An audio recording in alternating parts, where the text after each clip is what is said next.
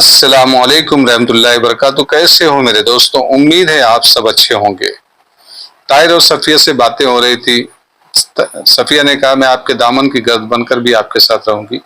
ملک میں رہنے والی بہن کو میرا سلام دیجیے اور اس کے پاس میری ایک نشانی لیتے جائیے۔ صفیہ نے اپنی انگوٹھی اتار کر طاہر کے ہاتھ میں دیتے ہوئے کہا میں آپ دونوں کا انتظار کروں گی۔ اگر آپ نے دیر لگائی تو شاید قدرت مجھے آپ کے پاس لے آئے۔ دنیا کی کوئی خلیج ایسی نہیں جسے محبت کی کشتی میں بیٹھ کر پار نہ کیا جا سکے۔ پانی میں کشتی کے چپوں کی آہٹ پا کر دونوں دریا کی طرف متوجہ ہوئے۔ صفیہ نے کہا شاید قاسم آ رہا ہے۔ دونوں وہاں سے ہٹ کر کے ایک درخت کے سائے میں چھپ گئے۔ کشتی کنارے پر آ لگی۔ قاسم اور اس کے ساتھ دو اور کشتی پر آدمی تھے، اتر کر محل کے اندر چلے گئے۔ صفیہ نے کہا وہ شاید مجھے خبر دینے جا رہے ہیں کہ آپ آزاد ہو چکے ہیں۔ آپ جائیے، جب تک آپ کی کشتی نظر آتی رہے گی میں یہاں کھڑی دیکھتی رہوں گی، لیکن ذرا ٹھہریے، پہرے دار آ رہے ہیں۔ پہرے دار آئے اور تھوڑی دیر ادھر ادھر کی باتیں کرتے رہے، کھڑے ہو کر باتیں کرتے رہے۔ اس کے بعد میں وہ چلے گئے۔ ان کی گفتگو کا موضوع ابھی تک صفیہ اور قاسم کی شادی کا تھا۔ آخر قاسم میں کیا نقص ہے جو صفیہ اس کے ساتھ شادی نہیں کرے گی؟ وہ اندھا ہے، لنگڑا ہے، کانا ہے، یا تمہاری طرح بیوقوف ہے؟ ارے کچھ بھی ہو، مجھے یقین ہے کہ صفیہ اس کے ساتھ شادی نہیں کر سکتی۔ اس کے قابل کسی سلطنت کا ولی عہد ہی ہو سکتا ہے۔ صفیہ نے کہا اب آپ چلیے۔ طاہر نے اتر کر ایک چھوٹی سی کشتی کا رسہ کھولا اور اس پر بیٹھ کر چپو سنبھالتے ہوئے کہا خدا حافظ صفیہ، خدا حافظ۔ صفیہ نے کشتی کو پانی میں ڈھکیل دیا۔ جب تک کشتی اس کی نگاہوں سے اوجھل نہ ہو گئی وہ خدا حافظ کہتی گئی۔ صبح کے وقت وزیر اعظم نے صفیہ کی تمام باتیں سننے کے بعد کہا اگر یہ بات صحیح ثابت ہوئی تو میں تمہیں ایک بات کا یقین دلاتا ہوں اور وہ یہ کہ میری بھتیجی کی شادی میرے نالائق بیٹے کے ساتھ تو بالکل نہیں ہو سکتی۔ میں جانتا تھا کہ طاہر ایک مخلص نوجوان ہے، میں اس کی گرفتاری کے خلاف تھا، اس لیے میں نے اس کے دوستوں کو بھاگ جانے کا موقع دیتا رہا۔ مجھے پیغام بھیج کر اس کے ساتھیوں نے اپنے خلوص کا دوسرا ثبوت دیا ہے، ورنہ بے خبری میں شاید وحید الدین کے بعد میری باری آتی۔ مجھے اس بدمعاش نے کہا تھا کہ وہ خلیفہ کے حکم سے آج اسے قید سے فرار ہونے کا موقع دے گا۔ میں ابھی جاتا ہوں۔ صفیہ اپنے کمرے میں پہنچی تو قاسم وہاں سکینہ کے ساتھ باتیں کر رہا تھا۔ اس نے صفیہ کو دیکھتے ہی کہا صفیہ میں ایک بہت بڑی خبر لے کر آیا۔ مولب نے مجھے ابھی اطلاع دی ہے کہ طاہر قید خانے سے بھاگ گیا ہے۔ میں نے اس سے تفصیلات نہیں پوچھی، میں یہ خبر سنتے ہی تمہارے پاس آیا تھا۔ میں بھی اس کے پاس جا رہا ہوں، وہ نیچے دریا کے سامنے برآمدے میں بیٹھا ہے۔ میں واپس آ کر تمہیں سارے واقعات بتاؤں گا۔ سکینہ نے کہا شاہی قید خانے سے طاہر کے بھاگ نکلنے کی تفصیل بہت دلچسپ ہوگی۔ چلو صفیہ ہم کمرے کے پردے کے پیچھے بیٹھ کر سنیں۔ کیوں قاسم؟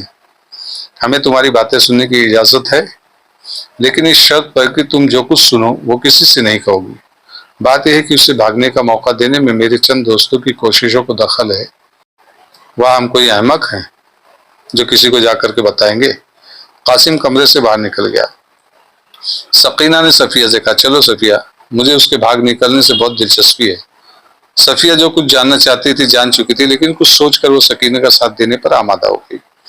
دریا کے کنارے کمرے میں پہنچ کر وہ دروازے کے پردے کے پیچھے کھڑی ہو گئی۔ مولب یہ کہہ رہا تھا اب مجھے ڈر ہے کہ اگر اس نے کسی کو بتا دیا تو ہماری شامت آ جائے گی۔ قاسم نے کہا نہیں، وہ آپ جیسے محسن کے ساتھ دھوکہ نہیں کر سکتا۔ مولب نے کہا اس کے محسن تو تم ہو، میں نے سب کچھ تمہارے لیے کیا ہے، اور میں نے اسے بتا بھی دیا تھا کہ تمہیں صرف قاسم کی سفارش پر بھاگنے کا موقع دیا گیا ہے، لیکن وہ نکلا کیسے؟ تم نے مجھے جو 500 دینار دیے تھے وہ قید خانے کے 5 پہرے داروں کے خریدنے کے لیے کافی نہ تھے؟ قاسم نے پوچھا آپ نے اسے کہاں پہنچایا؟ مولب بن داؤد نے جواب دیا قید خانے سے باہر اسے چھوڑ دیا گیا تھا، وہ یقیناً اپنے دوستوں کے پاس گیا ہوگا۔ مجھے امید ہے کہ وہ بہت جلد بغداد چھوڑ کر چلا جائے گا۔ اس نے میرے ساتھ وعدہ کیا تھا کہ وہ اپنے 1-2 دوستوں کے سوا کسی سے نہیں ملے گا اور رات کے وقت ہی بغداد چھوڑ کر چلا جائے گا۔ تو اس کا مطلب یہ ہوا کہ اب ہم اس کے متعلق کچھ نہیں سنیں گے۔ مجھے افسوس ہے کہ حکومت کے بعض عہدیدار اس سے بدظن ہو گئے، ورنہ وہ ایک کرامت نوجوان تھا۔ بہرحال تمہارے متعلق وہ بری رائے لے کر نہیں گیا۔ صفیہ کی برداشت باہر ہو گئی۔ اس نے چہرے پر نقاب ڈال کر دروازے کا پردہ اٹھایا اور زور سے چلاتی ہوئی داخل ہوئی کمرے کے اندر۔ دونوں کسی کو بیوقوف بنا رہے ہو؟ تم دونوں کس کو بیوقوف بنانا چاہتے ہو؟ یہ خبر اب آدھے شہر میں مشہور ہو چکی ہے کہ مچھواروں نے ماہی گیروں نے آدھی رات کے بعد دریا سے ایک لاش نکالی ہے اور وہ لاش طاہر کی ہے۔ قاسم اور مولب کے چہروں پر ہوائیاں اڑنے لگی اور وہ پھٹی پھٹی آنکھوں سے صفیہ کی طرف دیکھنے لگے۔ صفیہ نے کہا، اور چچا جان تیسرے پہرے دار سے سننے ہی خود قید خانے میں تحقیقات کے لیے چلے گئے ہیں۔ وہاں ایک اور لاش ملی ہے اور اس کے منہ میں زہر آلود پنیر تھا۔ وحید الدین سابق وزیر خارجہ کی لاش، اور جانتے ہو کہ چچا کو داروغہ نے بتا دیا ہے رات کے وقت بغداد کے ایک بہت بڑے غدار کے حکم سے 2 آدمیوں کو زہر دیا گیا تھا۔ ایک وہ جس کے متعلق تم ابھی باتیں کر رہے تھے، جس کی لاش بغداد کے کسی چوراہے پر انتقام کے لیے پکار رہی ہے۔ دوسرا وہ جس کے قید ہونے کا علم تمہارے دوست اور اس کے چند ساتھیوں کے سوا کسی کو نہیں تھی۔ مولب اٹھ کر کھڑا ہو گیا۔ صفیہ نے چلا کر کہا، زمین تمہارے جیسے بد کردار کو کوئی جگہ نہیں دے گی۔ شہر میں تمہاری تلاش جاری ہے۔ اس محل کے دروازے پر سپاہی کھڑے ہیں۔ بغداد کا بچہ بچہ تمہاری بوٹیاں نوچنے کے لیے تیار ہے۔ قاسم نے صفیہ کا بازو پکڑ کر اسے جھنجھوڑتے ہوئے کہا، صفیہ کیا کہہ رہی ہو؟ ہوش کی بات کرو، مجھے چھوڑ دو۔ مجھے تم سے نفرت ہے، تم کمینے اور مکار ہو۔ قاسم نے اس کے منہ پر ایک زوردار جھاپڑ مارا اور اسے گھسیٹتا ہوا اندر لے گیا اور چلائی، بزدل آدمی عورتوں کے ساتھ زور آزمائی کے سوا اور کیا کر سکتے ہیں؟ سکینہ نے آگے بڑھ کر کہا، صفیہ تمہیں کیا ہو گیا؟ قاسم چھوڑ دو اسے، آج اس کا دماغ ٹھیک نہیں۔ صفیہ نے لال پیلی ہو کر کہا، آخر اس کی بہن نکلی نا، لگاؤ تم بھی ایک چپت میرے منہ پر۔ سکینہ نے کہا، صفیہ خدا کے لیے زبان بند کرو، وہ معزز آدمی کیا خیال کرے گا؟ صفیہ نے کہا، چور، ڈاکو، قاتل، وہ معزز ہے؟ خدا کے لیے سپاہیوں کو بلاؤ، چچا جان اس کی تلاش میں ہے، وہ بھاگ نہ جائے۔ قاسم اسے کمرے سے نکل کر کھینچتا ہوا محل کے دوسرے کمرے میں لے گیا۔ خواجہ سرا، لونڈیاں اور نوکروں کو جمع ہوتے دیکھ کر صفیہ خاموش ہو گئی اور پھر نرم ہو کر بولی، مجھے چھوڑ دو، میں اپنے کمرے میں چلی جاتی ہوں۔ میں تمہیں جھوٹ کی سزا دینا چاہتی تھی، لیکن اپنے دوست کو چچا جان کے آنے تک ضرور روکو۔ قاسم پریشانی کی حالت میں مولب سے معذرت کے لیے موزوں الفاظ سوچتا ہوا لوٹا، لیکن مولب وہاں موجود نہیں تھا۔ ایک کشتی دریا کے دوسرے کنارے کی طرف تیزی سے جا رہی تھی اور وہ اس پر سوار تھا۔ دوپہر کے وقت وزیر اعظم کے حکم سے شہر میں یہ منادی ہو رہی تھی کہ مولب بن داؤد کا پتہ دینے والے کو 5000 اشرفیاں انعام دی جائیں گی۔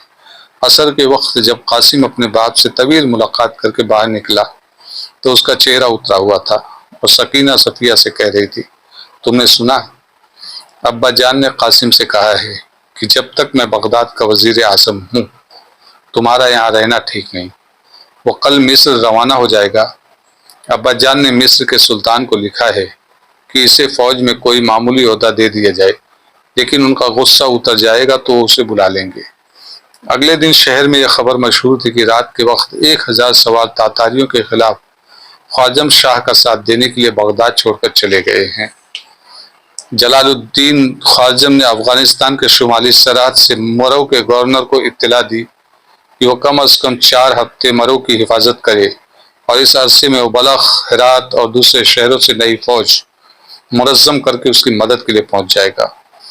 مرو کی حفاظت کے لیے باقاعدہ فوج اگرچہ کم تھی، لیکن پناہ گزینوں کی لاکھوں تلواریں موجود تھی۔